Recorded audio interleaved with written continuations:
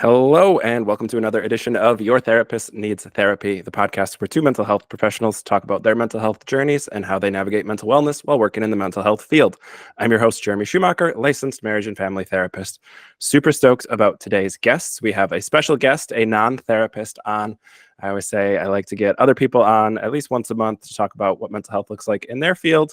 And this guest and I have a lot of overlap in our upbringings, and I think a fun overlap in kind of how we view science, growing up in very conservative Christian backgrounds. So today I am joined by Cynane Shay, who goes by taking off the tinfoil hat on social media. Cynane, thanks for joining me. Hi, thank you so much for having me on. I'm super excited. Yeah, definitely not a therapist. So just to keep reiterating that throughout the show. Yeah, can you do a brief intro? Can you do a brief bio for who you are and what you do? Sure. I am an engineer. I went to the University of Florida, did nuclear engineering.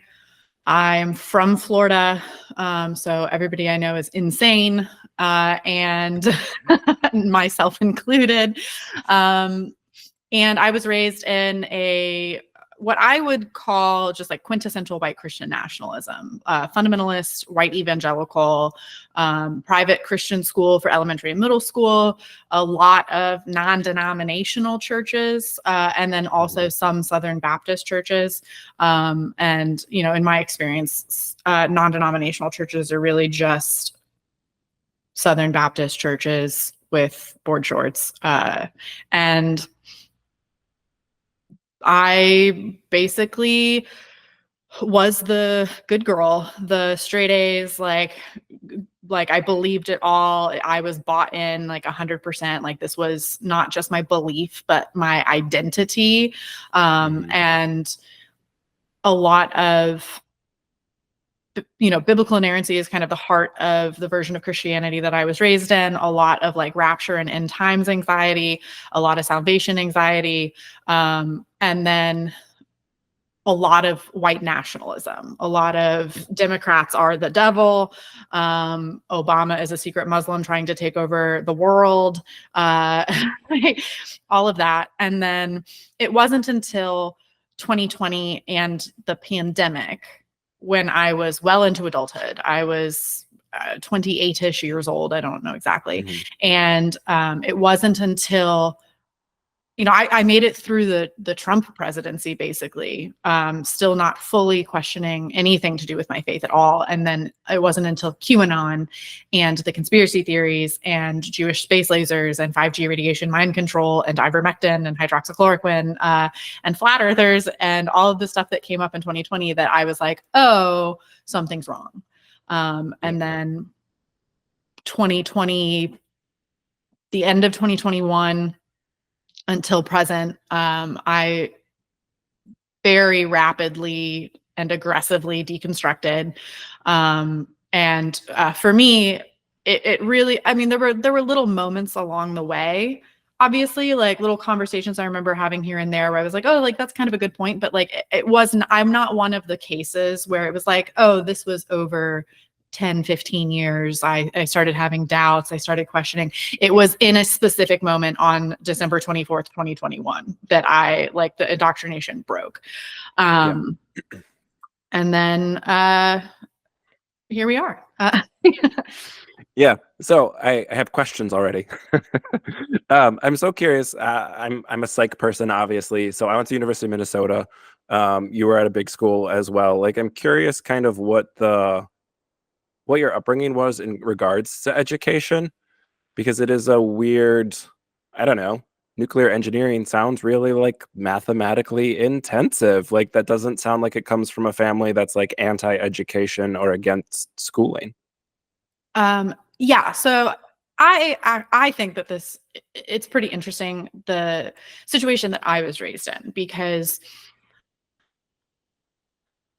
the environment that I was raised in. My parents, I think when they had kids, became very concerned about raising us right and making sure that we were saved. And they purposefully placed us into a very restrictive bubble. We were only allowed to be friends with people who were Christians. We were only allowed to do activities that were Christian activities. I mean, this is the James Dobson Focus on the Family era, where there was an alternative Christian subculture of music, books, TV, camps, anything that the secular world had, we had a different version. And like I said, I went to the private Christian school, and all of my summer camps and stuff were like Bible camps and church camps and that sort of thing. And in that world, I was drowned in hyper patriarchy, especially because I call my adolescence like cult light adjacent, because my family was not in IBLP, Institute of Basic Life Principles, the cult run by Bill Gothard. The Shiny Happy People documentary is about it on Amazon Prime. It's amazing. My family was not in that, but everybody that I knew, their families were involved. I remember seeing Bill Gothard VHS tapes at my friends' houses. All of the girls that I knew at my private Christian school, at our Sunday church, at my Southern Baptist youth group, it's a small town, so those three spheres of influence were really overlapped. All of the girls that I knew from all three of those spheres were going to IBLP summer camps.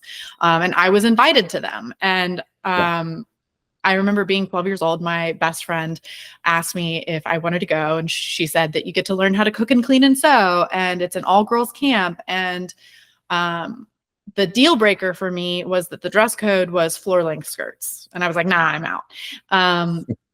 But I remember my mom asking me like, oh, do you want to go? Because all of my friends were going. And I was like, no. And her response was, okay, good. And like, that was the end of it. And to an extent, and so like, all of my friends' moms were more what you think of when you think of like floor length denim skirt, Southern Baptist church mom. And, you know, very typical gender roles. You know, if they had a job, it was maybe teaching or nursing. And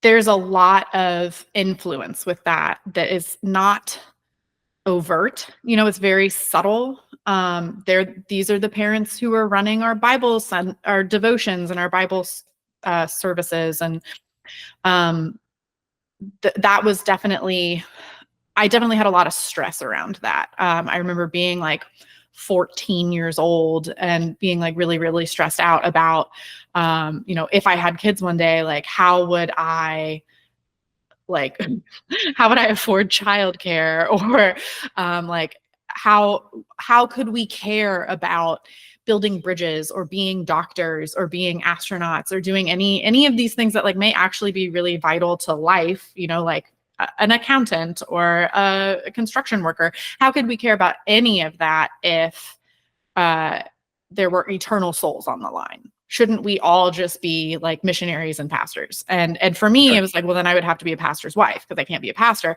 And I had this whole like, you know, constant tail spinning of a 13-year-old when I knew that I did not have a maternal bone in my body. I was like, this is not my calling, but I don't know what to do. And so there was a lot of all of that pressure and a lot of that influence.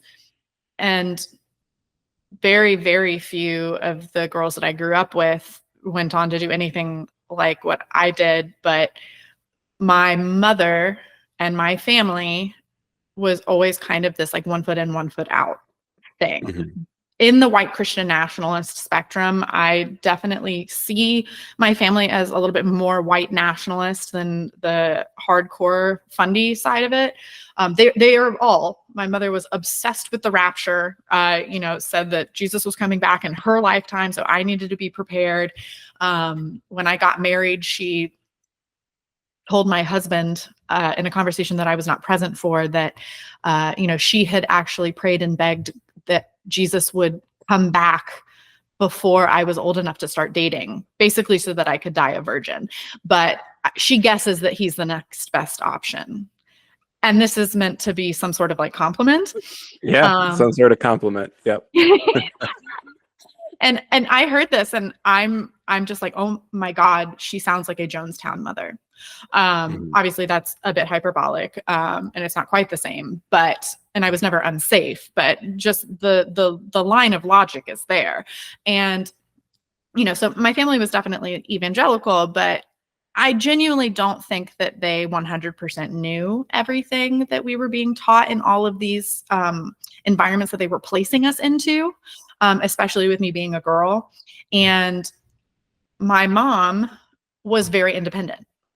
She was very concerned with our souls and the rapture and Jesus, but at the same time, she had lived on her own for many years, had been in abusive relationships, had seen friends still in abusive relationships. And, she told me, and I didn't realize until years and years later, what a difference in messaging me and my friends were getting at home.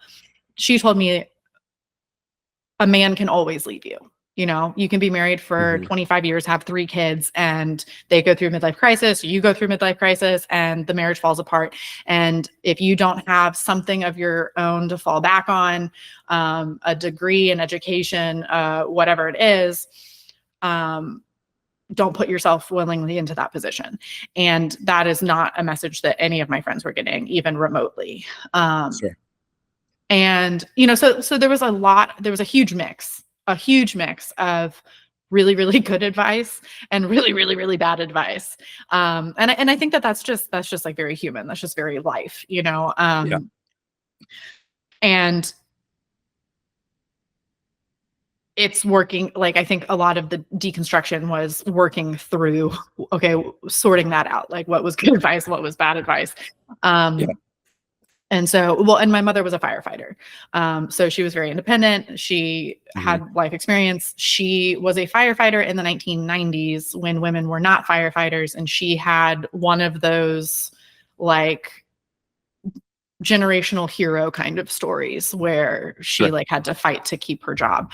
And I grew up knowing that and seeing that. And I was just really good at math. And so here we are. Yeah. Well, and it's interesting. So I think culturally different because I grew up in the Midwest and not the South. So the Southern Baptist isn't a thing here. But I grew up Lutheran, which is very culty in the Midwest, especially Milwaukee, which is where I grew up. Like that's where Lutheranism is kind of centered. Like that's its home. And so similar to you, all my friends were Lutheran. All of them went to the same private school, with the exception of one sport. All my extracurriculars were with the same little Christian kids. But I was good at school. And so my parents, who are both teachers, wanted me to go on to seminary or like a teaching school. And it was kind of like, yeah, but Jeremy's like that good at school, or maybe because he can go for free, he should go to the big university. And I look back and I'm like, that's so weird because like really a lot of people push to go to that like next level, go to college, but go to the Christian college, go to the Lutheran seminary type thing. Use your gifts for the betterment of the Lord or whatever it was. The amount of stress that was on, yeah, that was like on our report. That was on our report cards. Like that was feedback we got from our high school teachers. Like gifts meant for the ministry. Like, no.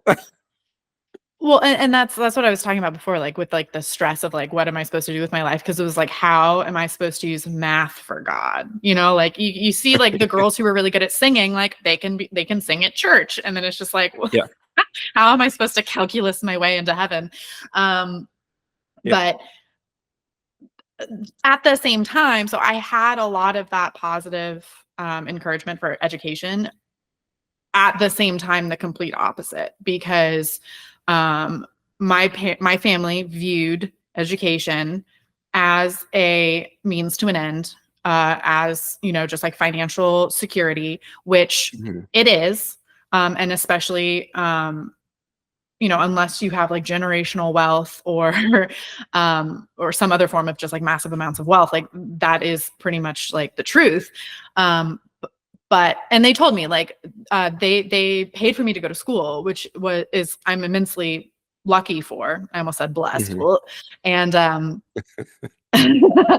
they said like we'll only pay for you to go to school for something that you're going to be able to make money with. If you want to stay in school any longer than that, like that's going to be on you. Oh my goodness, I'm so sorry. That's my dog. Stop it. So, you have to make money with this. So I went into engineering. I didn't want to, Mhm. I was good at math, so I didn't want to do anything medical because I needed there to be a 0% chance that I would ever have to sponge bathe anybody. And, Yeah. yep. 0% chance of that in nuclear engineering, but it couldn't be anything like philosophy or sociology or history or like any of those soft sciences, political science were not going to make as like money the way that my parents needed it to. And then also they were dangerous. Mhm. I was, I think, very subconsciously afraid of these ideas and topics because we were taught that philosophy especially is like antithetical to theology and to Jesus. Mhm.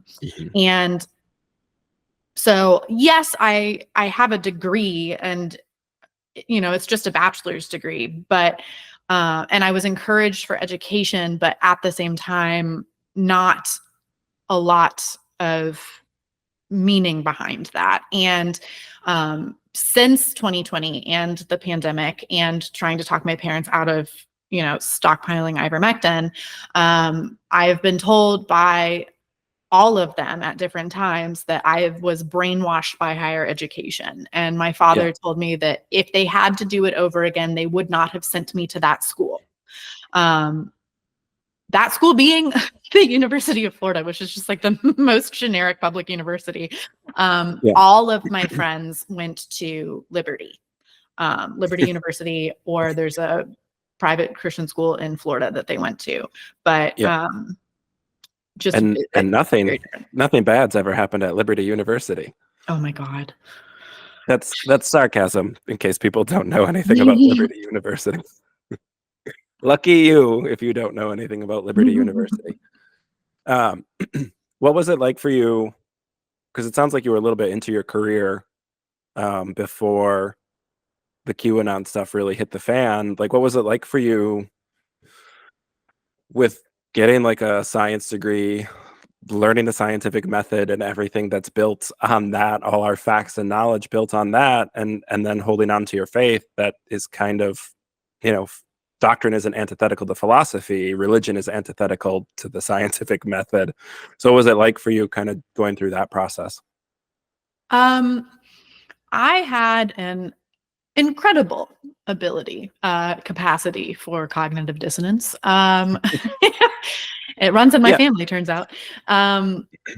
But again, I picked my major really well. Nuclear engineering is like entirely like physics based. It's Mhm. math and physics. It's not biology. I don't think I was ever taught evolution. I went to Sure. public high school. I did high school biology. I took bio 1 in college. And I think that part of it is that public education has been completely, you know, inundated with Christian narratives as well. And also, I mean, in one bio class, there's only so much ground that you can cover. And also, they might have taught me something to do with like evolution, and I just blacked it out because I thought it was the devil. I don't Sure. remember. So, Yeah. so it, the content of what I learned did not really shake my faith at all. Didn't really super Mhm. make me question anything. Very easy to just kind of like gloss over the things that, you don't need to really think about. Yeah. I do think that the not what to think, but how to think, going through school and the scientific method as you're talking about, and then especially like with what I do now, in kind of an operational capacity, um, that was what I needed when shit hit the fan, essentially. Yeah. Um, because I was completely purposefully ignorant of many topics, much information, just a complete Mhm. void in my mind. Because I went to that private Christian school for elementary and middle school, like my understanding of like history was completely warped into white nationalism. The country being founded on the Christian religion, that sort of thing. And it was politics. My parents specifically told me, I remember turning 18 years old and talking to my parents about, well, I don't know who to vote for. It was my first year that I could vote. And they were like, oh, you don't need to worry about it. Like, we'll always tell you who to vote for. We'll always tell you who the Christian candidate is. Because it was never a question of policy. It was always a question of who is the Christian candidate. And you don't need to learn it. You don't need to understand it yourself. We'll take care of it. And so I had no understanding of politics. It was this, and when something is that much of a void, it's very intimidating. You're not really sure that you can learn it. And the other really big thing for myself going through deconstruction and everything was the idea of what education did for me was that it gave me confidence. I knew that I could learn. I knew that I could do difficult things. And in a way that if I had not gotten my degree, I very easily could not have had that confidence and just have never waded into that water. My experience in like the college time frame didn't shake my faith, but I realized like now it really set up a lot of my deconstruction. When I first started dating my husband, my family reacted very, very negatively. Partially because he was raised Catholic, and Catholics are not real Christians, obviously. And partially, I think, just as like a control thing. So not necessarily like all purity culture based, maybe just partially like my own personal family dynamic problems, but reacted very negatively and aggressively. My mom harassed me for weeks, told me that he was probably cheating on me, told me that, I don't know, like trigger warning for stuff, but, told me that he and his friends were going to gang rape me if I like went and visited them. Just stuff that was obviously nonsense. Like it was so extreme, like it became, she just lost all credibility. And at the same time, I'm giving you the hyper Spark Notes version of this. My roommate in college was a girl from my hometown, from my private Christian school. Like the two of us got into UF and it was a big deal. And we were roommates together and we came from the same world and we were goody goodies and we didn't drink until we turned 21. And everybody said like, oh, they're going to go Girls Gone Wild. And like, as far as Girls Gone Wild that we went was that we like bought the Harry Potter book series. And like when her parents visited, we put them in my room. And when my parents visited, we put them in her room. And we lived together all 4 years of college, and she had a boyfriend at one point. I had never dated before because I wasn't allowed to date. She had a boyfriend at one point who ended up having a homosexual Miami sugar daddy that he was living with. Okay. And had like this whole double life and like was also cheating on her with like several other people and had lied to her about his entire identity. And it was catastrophic for her life. And I just was kind of watching this all unfold. This is a person that's very, very important and close to me. And I've never dated before. And I had just started dating my now husband. And I was like, oh my God, are you a serial killer? Are you going to like, do you have a Miami millionaire sugar daddy? And he was like, no. And I was like, that's exactly what you would say. But, and going through that, being a, purity culture child, having no experience dating, But now it's like senior year of college and I've like never held a boy's hand. Yeah. When my parents met my now husband, they immediately just attacked him and shunned him and, you know, told me that he was cheating on me and did nothing to get to know him, did nothing to help me vet this person after I just, you know, tangentially lived through a pretty traumatic like relationship experience.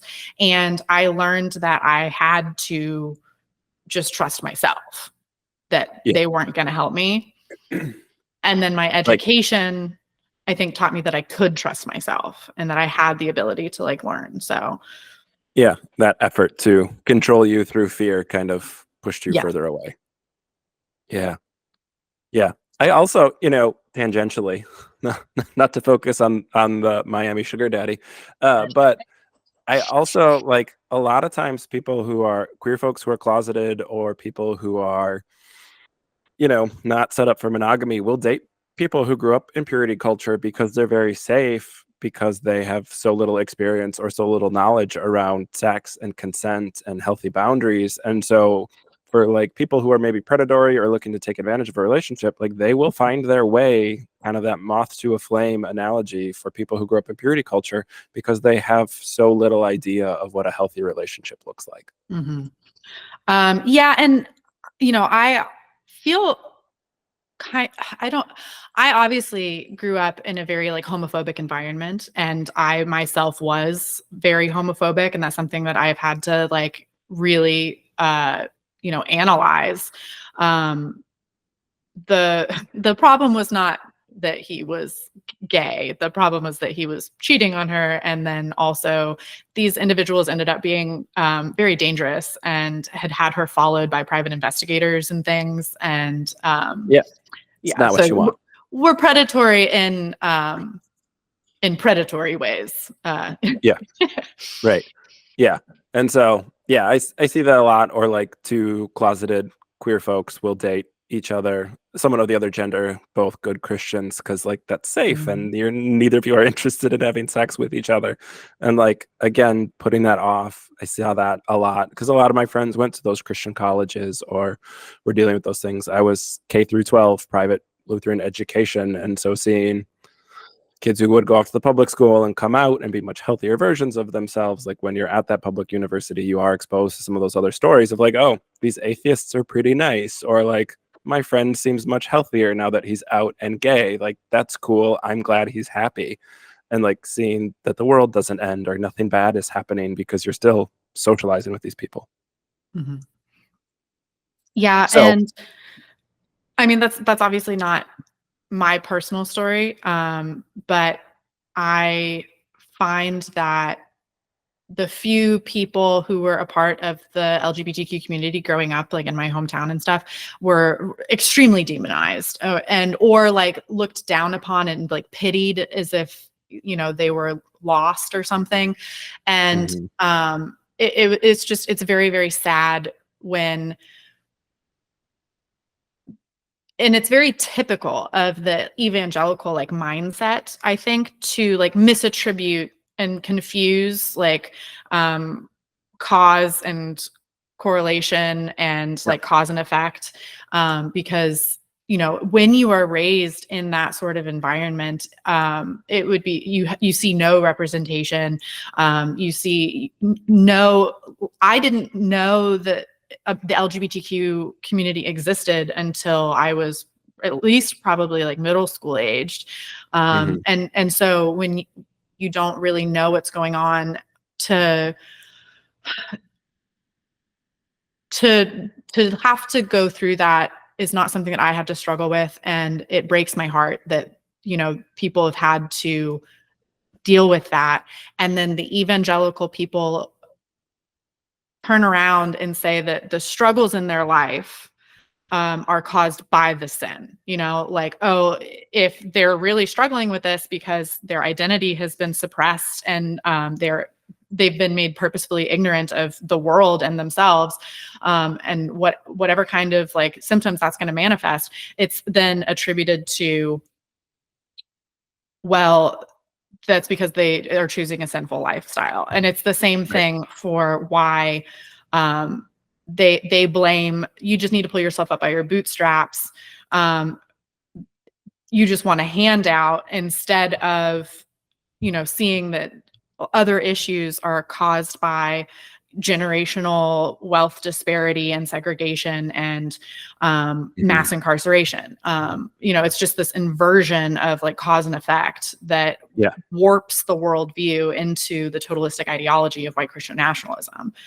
Yeah. Well, and I think a lot of that is the biblical history, like I didn't have history classes. I just had Bible history, which is just apologetics. But like the story of Adam and Eve and the fall, like is cause and effect. Like everything is coming from that. And so like while you're trying to teach free will, it's not a healthy version of like independence and autonomy. It's in like a consequential, like if you do a bad thing, you're bad, and if something good happens to you, it must mean you're good. And like we know that's not how it really works, but that is kind of this warped worldview that you get indoctrinated in if you're born into it, that you get indoctrinated into from a young age, because like that's like the third Bible story you learn is the fall into sin. So like it's just one of those things where this idea of cause and effect is that we all have the same autonomy and we all start from the same place, and therefore it must be those person's personal choices. And I think, you joked earlier, cognitive dissonance runs in the family, but like that's a thing that gets taught in these religious contexts, and it creates cognitive dissonance so that you can say, oh, I don't have to worry about marginalized communities, or I don't need to feel badly about that. I don't need to confront my privilege because it's their fault. It's not related to me at all. My newest obsession right now is, I don't know if you've read Kathleen Wellman's book, Hijacking History. I lived through a private Christian school, kindergarten through 8th grade.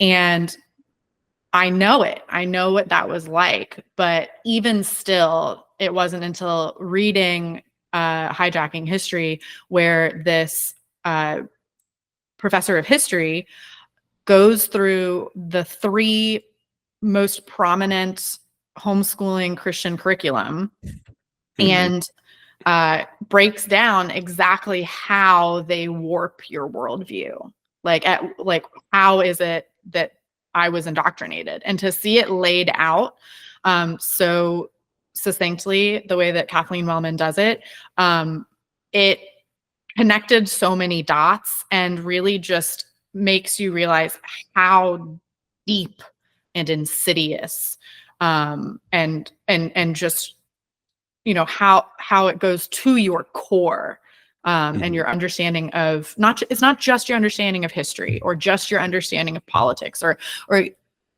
just your theology. Like it defines your worldview and how difficult that is to then correct. It's honestly, it's a bit depressing. Yeah, it can be. Let's fast forward a little bit and just jump into like the deconstruction, the QAnon, space lasers, lizard people. Like you have a very specific date in mind that you were like, yeah, I can't, this isn't a thing for me anymore. Do you want to talk a little bit about that event? Sure. We got engaged in July of 2020, and then we got married in October of 2021. And July of 2020, for anybody who is familiar with QAnon, should know that the summer of 2020 was basically when the portal to hell opened. Because QAnon had been around for many years at that point. It started in October of 2017 on 4chan, very quickly moved to the 8chan website, was on 8chan through 2018, 2019. 8chan got removed from the internet because it was a nest of neo-Nazis and pedophiles and had been directly connected to 3 racially motivated mass shootings. And just the worst of the worst, an experiment in absolute free speech. The man who made this website, and then Frederick Brennan, and then the father and son duo who bought it from him, Ron and Jim Watkins were all these, deep web nerds who were hyper, like, absolute free speech advocates. And the end result of that was neo-Nazis and pedophiles and racially motivated mass shootings, and QAnon. And most people who are not me, thankfully, don't really know what like 4chan and 8chan are. They may have heard of Reddit. And the website's formats are all somewhat similar. They're like forum websites. In the summer of 2020, this information, the QAnon conspiracy theory, kind of jumped from these nerdy message boards into mainstream significance. There had already been for a long time this kind of like concerted effort to get QAnon onto like YouTube and Reddit. And then in the summer of 2020, three things happened in 2020. One, at the beginning, you had COVID, which, do you know, like soft pill, hard pill, what I mean when I say that? Yeah. And like the red pill, blue pill community. Yeah. Yeah. So if you're soft pilled, you're worried about child sex trafficking and you're worried about government corruption. But if you're hard pilled, you believe in mole children and adrenochrome. And the COVID really kind of soft pilled a lot of people, like, oh, maybe something else is going on here. Like, I'm generally just kind of scared. And this is sort of the sort of thing that really drives people generally into conspiracy theories and cults. And that was at the beginning of 2020. At the end of 2020, you had the whole voter fraud movement. You had the whole like religious right, Republican voter fraud, stop the steal. And that was a huge movement. And what most people ignore is in between those two things. In the summer, we had what was called pastel QAnon. And that was when you had the Wayfair shipping conspiracy theory that took off on TikTok. It got really, really popular, where people were saying that Wayfair was shipping children in cabinets, which was false and is ridiculous. And because that got really, really popular, it kind of opened the door for these QAnon influencers to steal the hashtag Save the Children hashtag, Save the Children being a legitimate charity organization that's been around since like the 1920s or something. But these QAnon influencers stole their hashtag, started spreading misinformation about child trafficking, and spread it online during this Wayfair shipping conspiracy theory moral panic. And this happened to coincide exactly at the same time as Black Lives Matter. Black Lives Matter was ramping up in the summer of 2020. And you had all of these Christian and Mormon mommy bloggers who wanted to feel like moral crusaders, who wanted to have the, the moral superiority that they're used to, but they couldn't get behind Black Lives Matter because of racism. So what's more important than social justice? Child sex trafficking. So it's kind of like this one-up. And they took all of this QAnon misinformation and blasted it across the internet on Instagram and Facebook on their already very well-established social media pages that were very reputable. These are just like moms. And you can see the statistics of the use of hashtags over time and the number of like QAnon affiliated Facebook groups over time. And just from like July to August, it's like an exponential increase. And this is exactly the same time that it hit me.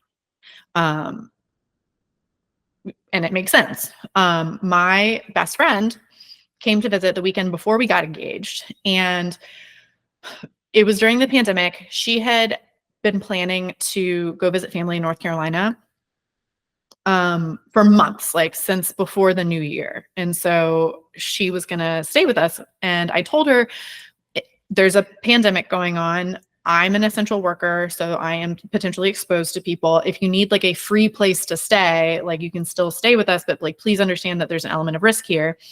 And she came to visit, and she got out of the car. The first thing that she said was, "Do I need a face mask?" And I was like, "Yeah, you're going to need a face mask." And she was like, "Oh, haha, like this is the very first time I've ever worn a face mask." And it was July. And I was like, just very taken aback, because in hindsight, it's so hard to tell these stories because we know what it meant. We know now what it means. We know now. At the time, I had no idea there was going to be like a COVID denialist movement or anti-masks or anti-vax.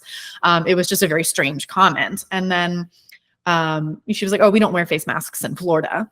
And I was just like, "Oh, the entire state of Florida, sure." And then the whole weekend, she didn't take COVID seriously. She was like annoyed that we weren't going out to restaurants and things, even though I told her that we weren't going to, and like made fun of us for taking COVID seriously. She, at one point, when I was in undergrad, she taught English in Taiwan through an IBLP summer program. Her family was like very involved with IBLP. And while there, she had made a friend who I followed on Instagram.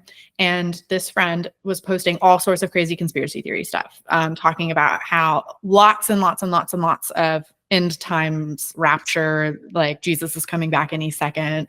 And then a lot of, weirdly, I didn't at the time understand why, a lot of stuff about like pedophiles and child sex trafficking, and very pro-Trump, and like a communist wave is about to overtake the United States. And she was like talking about moving to the Amazon to escape Biden's like communist wave that was going to destroy America. She spoke Spanish, so that makes a little bit more sense. But it was crazy town. And I was talking to my friend about it. I was like, "Whoa, like what is going on with your friend? Like she's gone off the deep end." And my friend was not concerned. She was just like, "Oh, like you don't believe in any conspiracy theories?" And I was like, I don't know how to answer that question. Like, I don't know what you want from me. Like, was there a second shooter on the knoll? Like maybe, I don't know. And it was just very, very strange. The next day she left, but she sent me a voice message, and like this changed my life. Basically, like this moment was like the beginning of the end. She sent me a voice message, and she said that her other best friend from this church that she goes to in our hometown, and I know multiple families who like go to this church, her friend believed that when the COVID vaccines came out, they would be full of secret metal, and that the metal in your blood would interact with 5G radiation in order to control your mind and make you vote Democrat or kill you. She wasn't sure which one. And I lost my damn mind. At first I was like, "Oh, that's so funny. Like your friend found this weird thing on the internet. Like that's so funny." And she was like, "No. She believes this." And then I said that you need to question all of your life choices for tolerating the existence of this person, let alone being friends with them. And that if anybody that you know other than me says the word radiation to you, you need to slap them and walk away. And then I called her friend a smooth brain. And she had the audacity to be offended by that. And I was like, "You don't get to tell me the 5G radiation is going to control my mind and expect me not to react with violence. Like this is preposterous." And at that point, I was like, something is wrong. My family, as I said, I'd grown up around some conspiracy theories, not that I really knew to call them that, around Islamophobia, post 9/11, Obama administration, constantly being told that like the end times were coming and expecting a communist wave and them wanting to come and take our guns and like all of that. But I always just kind of attributed it to my parents are old people. Like, I don't know, maybe it's like a boomer thing. But my friend was my age. She was my age, and she's talking about 5G radiation mind control. And I was like, something is wrong. And at that point, I started paying attention. And when I started paying attention, I realized that everybody was sharing this stuff. My mom started sending me videos from Judy Mikovits, who was in the Plandemic documentary, who was famous for saying that face masks activate the virus. She also, I looked her up afterwards, is also a woman who has said that if you ride in an airplane, you'll die of radiation poisoning. And then also Simone Gold, who was the woman who started America's Frontline Doctors Association, who really started and pushed the hydroxychloroquine conspiracy theory. America's Frontline Doctors Association having a bunch of like expired medical licenses, chiropractors, and then a woman who preached that illness was not caused by viruses or bacteria. It was caused by having sex with demons in your sleep. So really, really reputable medical sources here. And so, my mom is sending me these videos. My friend starts sharing a bunch of like voter fraud stuff. She was more concerned with like the child sex trafficking moral panic that happened that summer. My other friends were talking about the Wayfair shipping conspiracy theory. My other bridesmaid, her aunt believed that all of the hurricanes that hit Florida in 2020 were man-made by Jewish space lasers with the intent of sinking the state of Florida because DeSantis had given them too much freedom. And apparently Jewish people didn't like that. I don't know. For anybody listening with a space laser. I'm making such a face for people listening who can't see my face. Like, oh, yeah. Yeah. I mean, if anybody does have a space laser of any kind, please just use it and sink the state of Florida. But I reached out to my brother because my dad has one lung and I was very concerned with him in the pandemic. He's 65 years old, has like a permanently collapsed lung, is a cancer survivor. And I reached out to my brother and I was like, I don't know what mom and dad are doing. Like, what are we going to do? And he told me that the CDC was lying to us about the death numbers and that we should let the weak die, which is the most hateful and insane thing that I had ever heard. And I was the only person in my hometown that was saying, well, and I wasn't in my hometown anymore, but, in that circle who was saying no. I was alone, and it doesn't carry a lot of weight when everybody else agrees and you're the one dissenting opinion. Nobody really listened. And at the same time, we're trying to plan a wedding. So it was awful. It was terrible. It was soul crushing. My bridal shower, my great aunt, who is 80 something years old, wanted to come to the bridal shower. She wasn't going to come to the wedding. But she wasn't vaccinated. And I asked my mom to have all the guests get tested before my aunt came. And not mandating that people get vaccinated or anything. And at the time we thought the vaccine was like 99% effective, but, just asking people to get tested. And people threw a fit. My mother's best friend almost boycotted the bridal shower. She and my bridesmaid, her daughter, they ghosted me for a week and said, well, we're not sure if we're going to be able to attend. And my mother's response to this was to talk my elderly aunt into coming to the bridal shower anyway. She called me and was like, oh, it's fine. I talked to your aunt. She says that she's okay with them not getting tested. And she's going to come anyway. And I was like, I don't understand. Like, if they don't want to get tested, they could just say, I'm so sorry. We can't attend, in which case I would think that that's dumb, but like, I'm not going to be like upset. And I was like, I will burn the city to the ground before I let these women come to my bridal shower being untested with my aunt there. Like, you don't understand. And so you can see the tensions were high. And I'm worried, instead of like how we fold the napkins and like what color the spoons are, like I'm worried that somebody's going to start talking about Jewish space lasers to my in-laws who are normal people. So I had to uninvite my best friend from the wedding, the one who was talking about 5G radiation. She was we didn't do maid of honor best man, but she was the unofficial maid of honor, and I had to ask her to please just not show up. She thought that I was like supporting pedophiles because I tried to explain to her that Hillary Clinton was not eating babies. And I just got to the point where I was like, I just need to survive. Like, my family was harassing me. My mom at one point tried to have the wedding in Miami Trump Tower. Which which is just insane. I was like, why don't we see if he can officiate? You know, like why go big or go home? And get Cynane Maxwell to come out of prison for it, because we're anti-pedophile. I got to the point where I was like, I just have to like survive, just like get through the wedding. Don't burn every bridge. I burnt the bridge with my 5G radiation friend. I was like, fuck that. But I felt like I had to be wrong. I was like, I can't, I must not understand.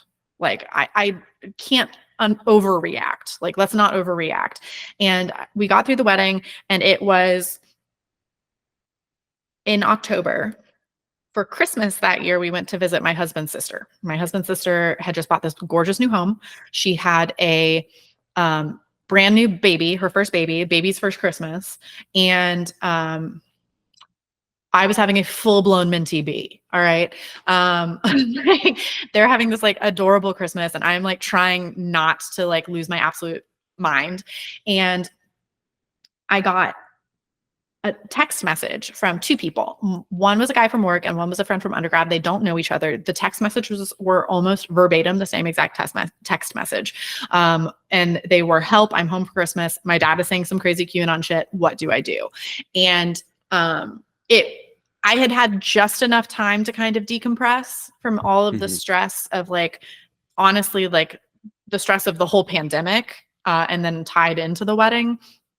And, you know, the stress of like my parents taking ivermectin and, you know, worrying about people, and then also just being profoundly disappointed by people, and just like all of this mounting stress. Like I'd had just enough time to decompress. And this was like the feather that broke the camel's back. Like it was the point of overwhelming cognitive dissonance, where it finally was too much. And to see people that I cared about and respected having to go through the same thing that like I had been dealing with, it just felt horrible.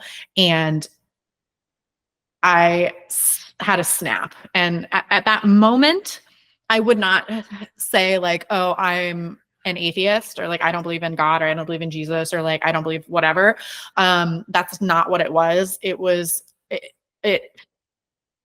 I describe it as just kind of like the breaking of the indoctrination, where I was then at that moment capable of actually critically evaluating my beliefs in a way that I had never been physically capable of doing before.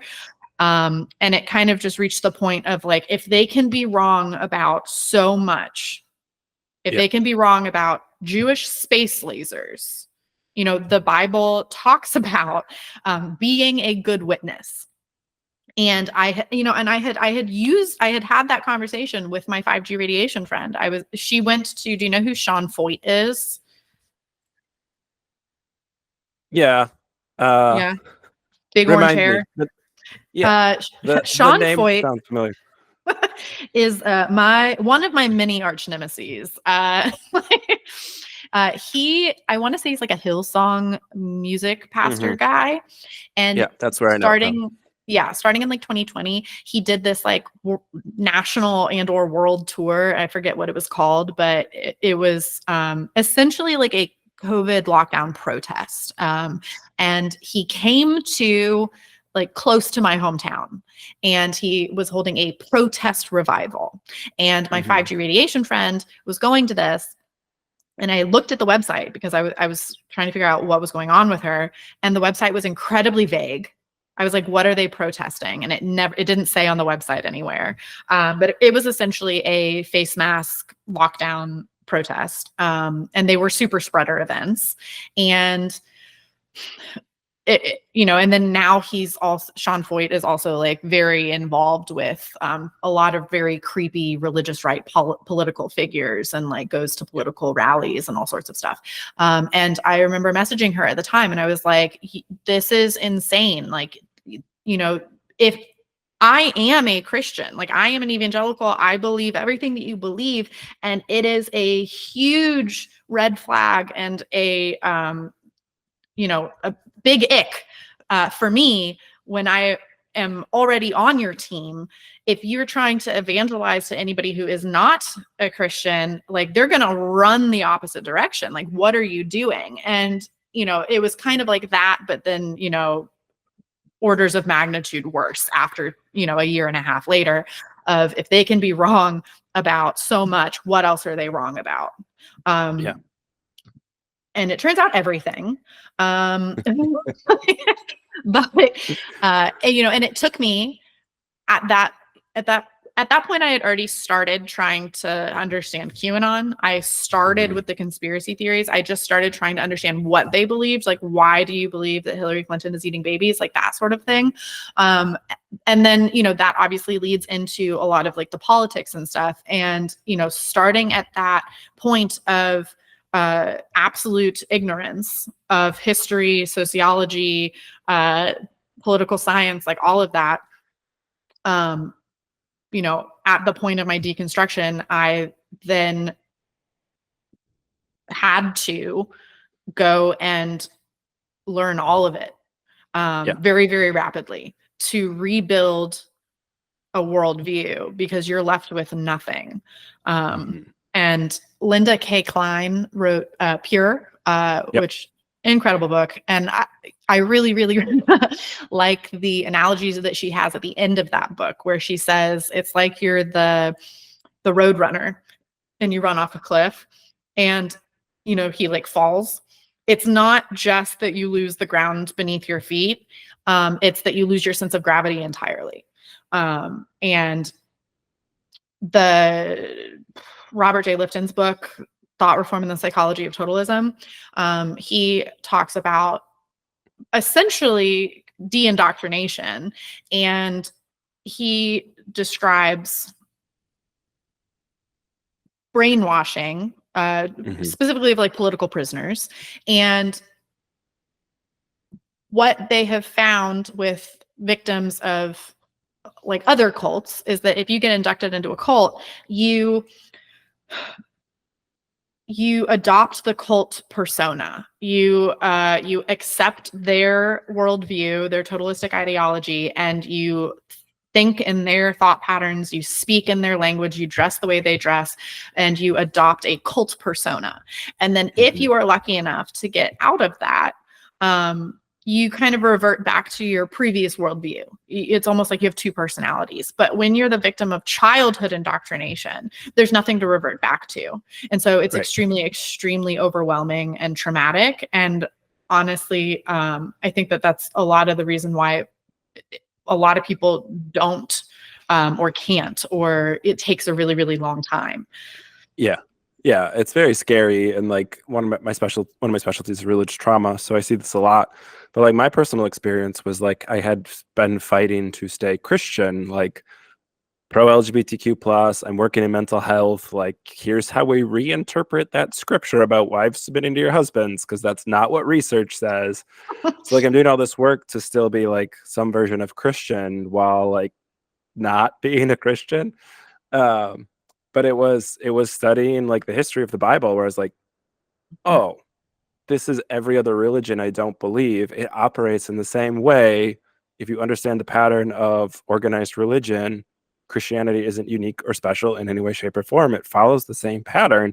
And so seeing people like my parents, who are both educators, who are very smart people, thinking myself a pretty smart person and being like, how did this happen? Like, how do so many people believe this stuff that is someone flying through the air, or, changing, their body into like my fundamentalism was like communion is like the body and blood of Christ. Literally, that's not a metaphor. That's true. It's like, right. How is that like? And I just like, I had these moments in my upbringing where I talked to pastors about like, I don't believe if I died right after taking communion, you would find human flesh in my system. And like, so I had these points of like trying to get out and getting like a good enough answer. But I needed like that holistic view of like, how do otherwise smart people go hook, line, and sinker with this stuff when they wouldn't believe it in any other context? And I think once I started understanding that, it was like similar to your very quick deconstruction. Like I was Christian in name only, so I was ready to let go of it all. But I needed that thing that made sense of like, how is it that people come to believe such nonsense.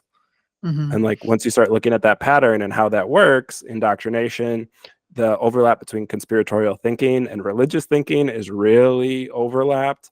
So seeing like, oh, this is how my nice, good people who like I grew up with who cared about poor people are now like immigrants are coming to take our jobs. Like, how did that happen? Like, oh, here's how. Same thought pattern they had for believing the Bible is the literal word of God, just getting a different news source or a different source of information. But like I needed that to make sense before I could kind of let it go myself. Like I needed that holistic view of like, oh, duh. But I like needed that piece to fall into place. Mhm.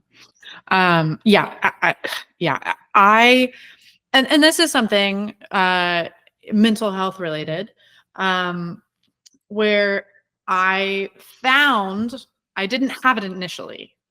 I found over time the deconstruction community and the Mhm. language of deconstruction and evangelical and resources. It took like without that, it was overwhelming. And Yeah. then once I finally found that, it was a lifeline, but it was just the beginning. And I needed that information because I was at that point of a vacuum and I needed to create a whole new worldview. I needed to rebuild my, like, what is racism? What is feminism, the patriarchy? What did I believe? What was good advice? What was bad advice? And I needed books and I read just constantly, compulsively. Yeah. And there were deconstruction influencers and therapists and people online, who said that like this is typical, this is normal, like this is what a lot of people go through. But their advice was that like you don't feel like you have to read everything, like you don't need to read every single book or every single article or whatever. And for me, that was very wrong. I needed it all, and because I didn't know like what was on the other side of that void, or, Mhm. if there was an end point. But what I realize now, what I was doing was rebuilding that worldview. And the longer I didn't have that information, the longer it was just going to take me to get to the other side. Yeah. So for me, I have on my website all of the reading references that I, you know, have gone through since deconstructing. It's a little bit out of date. I need to add a couple, because it was something that I so desperately needed early in Yeah. deconstruction, in hopes that maybe this can like help other people in that same position. But for me, and white Christian nationalism, there's some great books by sociologists, Andrew Whitehead and Samuel L. Perry and Philip Gorski, who have studied like what white Christian nationalism is and like who these people are, what do they believe, where are they, how many of them are there. And it is a spectrum. White Christian nationalism, some people are more white supremacists, some people are more like Christian, some people are more nationalist, like whatever. But for me, the two things that I really had to deconstruct. And you described how you fought to stay Christian, like you first you just wanted to be like pro LGBTQ, like all that. It at this point it became more of a gradual process, and I went through a similar progression. But the two underlying facets of white Christian nationalism that I had to deconstruct are American exceptionalism and biblical inerrancy. And Mhm. when you're dealing with family members who are still in this, who are conspiracy theorists, who, the situations that I was dealing with, I think that if we are fighting over Jewish space lasers and 5G radiation mind control, you're not going to get anywhere ever. And we need to address like the underlying cause for their beliefs. It's very difficult to believe that Hillary Clinton is sacrificing babies to Satan if you get them to question their belief in Satan. Mhm. And so biblical inerrancy and American exceptionalism are kind of the two things that I have honed in on for this. Yeah. And the whole thing with like, how do you get from American exceptionalism, believing that America is a Christian nation, to believing that there are mole children? Like what is that jump? Normal people don't understand. That Right. doesn't make sense. But what has made sense to me is that, a totalistic ideology is something that like cults employ. But it doesn't necessarily mean that it is like a destructive cult. That's like a hot button word. The definition is like hotly debated, but a destructive cult, when you think of like Jonestown, they center this absolute belief system, totalistic ideology, on a central charismatic figure. But you can have a totalistic ideology not centered on a central charismatic figure, and absolute ends justify any means. And so in white evangelicalism, if you believe in hell, that is an absolute end. You would be justified in murdering infinite people if it saved one eternal soul, as long as you knew that all the people that you killed were saved. And that's insane. And when you have this absolute worldview, it produces what Robert J. Lifton calls, I'm going to mix it up, bounded choice. That might be Janja Lalich's term. That's her term. And then personal closure, I think was Lifton's term. But you have this really narrowed perspective, and you view the world through this like very narrow lens. And then you have to explain everything that happens from within that lens and how you understand the world. And so you remove part of reality as impossible. And so whatever's left just becomes improbable, not impossible. And so then, the end times and a satanic cabal of elites and, mole children and adrenochrome, that all becomes possible because of your pre-existing totalistic ideology. And it's a difficult leap to understand and to make, but we have QAnon because we have white Christian nationalism. And I think normal people don't understand white Christian nationalism, and so we're never really going to address the problems that we've seen since 2020 until we realize that. Well, hopefully. I mean, like, we have people talking about Project 2025. I just interviewed Chrissy Stroop, who's a journalist who covers a lot of this stuff. And like, these are, the NAR, the New Apostolic Reform, like Mike Johnson, who's Speaker of the House, is a part of that. Like, we know, like, it's getting into that stuff. Liberty University, Falwell, Jerry Falwell Sr. was a eugenicist. Like, we can track how white supremacy and the Christian right have been working together. That is why abortion is such a Christian topic, because they couldn't use segregation anymore. Like, that's not mysterious or like hard to track down the history of that.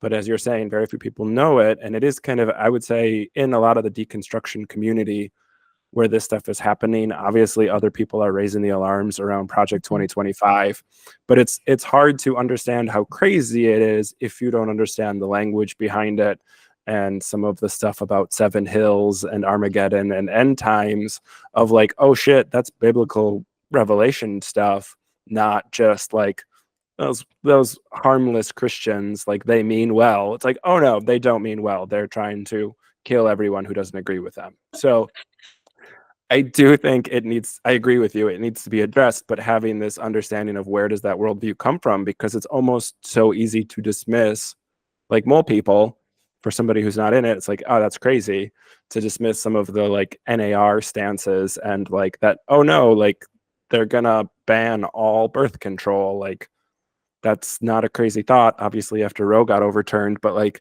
it seemed crazy before 2022. And yet here we are. So I think it's one of those things where like needing more people to understand some of this stuff. It's easy. I love your work on social media. I'm super stoked for the book you're writing, because like I do think more people need to understand, like people like you and I who were raised in this, like yeah, it's really hard to see how crazy it is when you're raised in it without that other worldview.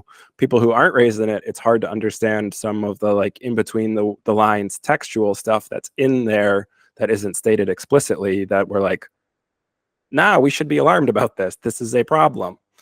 Um, so yeah, I think it's really needed. It's culty stuff is hard because it's so headline grabbing when it's a sex cult or when it's a suicide cult, but like Christianity as a death cult and not caring about global warming, like that makes sense in that context because God's supposed to end the world, so he needs a mechanism. So we shouldn't stop global warming. Like, oh shit, that's horrific once you understand it in that context. So yeah, it's not a fun topic to talk about, but it is Uh, fascinating. And I think it's, yes, I think it's one of those things that like more people need to understand. We need people who are kind of these ciphers who can explain this is what the Christian nationalists mean by this. mhm. Global warming is fake because God promised never to flood the world again. Number one. We're snowblowing. I'm in Wisconsin, so I had to borrow my dad's snowblower because we had a lot of snow. And he has a much nicer snowblower than I have. And like I said something about climate change, and he was like, "Oh well, you know, God's got to end the world somehow." And it was just like, "Oh, like I'm not gonna get into this with you, but like, come on, that can't be. You're a master's level educated person, like in the social No. sciences. What are you doing?" So, yes, it's tough. I want to be respectful of your time. Just two quick things here. I am curious what it looks like now and kind of maybe what it looked like then up till now for your mental health, because it is crazy making to deal with people who are deep in the conspiracy theories and the conspiracy world. What, other than finding community and finding some of the deconstruction support and stuff like that, what does taking care of your mental health look like? You're somebody who's active on social media and deals with trolls and feedback from the Christian right, I assume. How do you take care of your mental well-being while doing all of that? Yeah, sure. Well, number one, I don't know if maybe the algorithm just likes me. I don't get that many trolls. Okay. Um, so I'm lucky there because I know some people get a lot. And then also I'm just sort of a mean bitch. Like, I don't care. But I have found that reading all of the stuff that I've been reading, some of it gets really, really heavy and really, really demoralizing. Reading like Hannah Arendt and things or Richard Hofstadter, they were writing in the 1940s through 1960s, and they could have written it yesterday and it would be perfectly applicable to today. And it's just incredibly depressing when you can see that nothing like this has been identified for over 50 years and like we still haven't gotten the grip on it yet.